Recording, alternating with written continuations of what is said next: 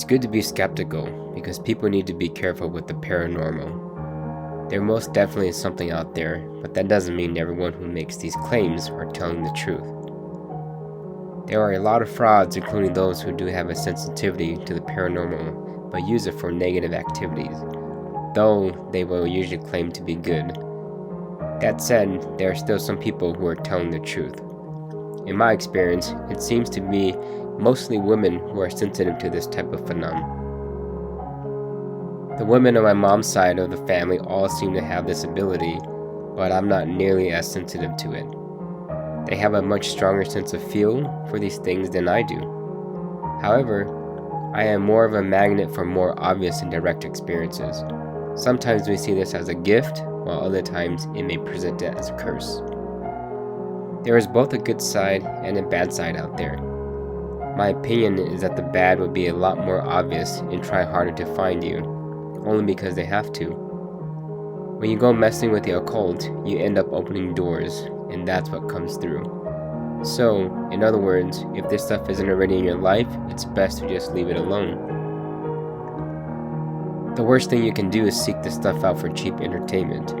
It's serious and needs to be respected as such. If it is already in your life, it's important to focus on positive things.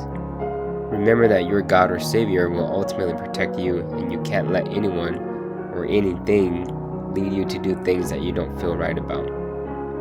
This is the most powerful weapon against the bad side, and it's been very effective for me. So with that out of the way, I'll tell everyone about a handful of my experiences.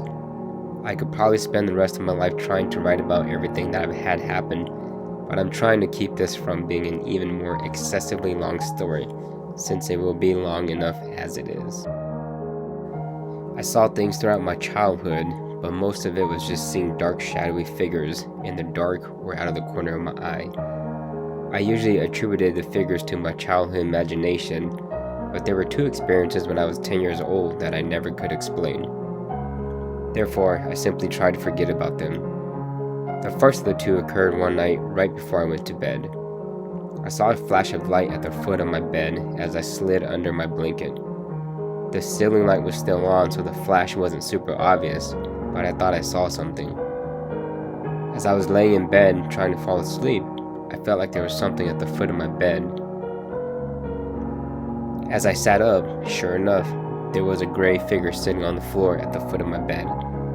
It wasn't really frightening or anything, and it didn't move or make any noise. Nonetheless, I just sort of froze in shock when I saw it. I slowly laid it back down and pulled the covers tight, closed my eyes, and waited for it to react. I don't know what happened next because somehow I managed to fall asleep. Next thing I knew, it was already morning. What I know for sure is that it wasn't a dream, and I grew up trying to explain it away and dismiss it. The second experience happened during the same time in my life and in the same house as well. I would often see a dark figure in my little sister's room at night. It scared me, but I told myself that it was my imagination. I never told anybody about this figure, especially not my sister. Well, one night my mom asked me if I ever saw anything like that in there, and so I said yes. She sent my stepdad with me to check it out. We went in there and turned on the lights, but nothing was there. None of us talked about this until 12 years later.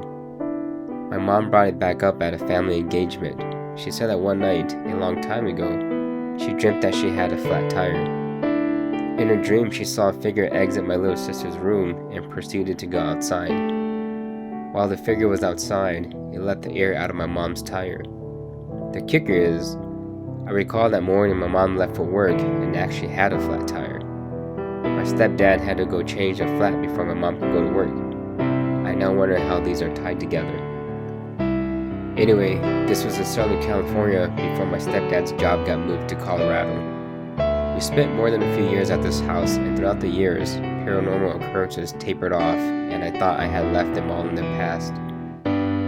However, when we moved to Colorado, paranormal activity started to act back up.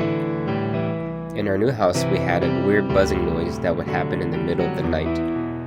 This triggered my memories of previous paranormal experiences, but for some reason, I didn't put much into it. Fast forward to 19 years old, It had been almost a decade since any significant paranormal experience. I had friends who wanted to go out to an allegedly haunted house. One told some incredible story about being pinned against the wall in this abandoned house by some unseen evil force, but I called BS. Well, we decided to go one night, and we were out in the boonies with flashlights, walking up a long path to this ranch-style house. There were lots of creepy noises surrounding us, and every once in a while, someone would see something that no one else would. After a few minutes of mindlessly walking around, we all saw something and instinctively pointed our flashlights at the same spot. We saw this gray, misty figure floating along the outside of the house, mind you, silently. It was shaped like a person, but I couldn't make out any detail. We freaked out and took off running back to our cars. Ultimately, this would spark my curiosity and led me to go ghost hunting with friends several times over the next few years. Sometimes nothing happened, other times small things happened, and a handful of times we got some big stuff, like lights appearing around us, the ground behind us starting to glow green, and fog appearing and rolling around.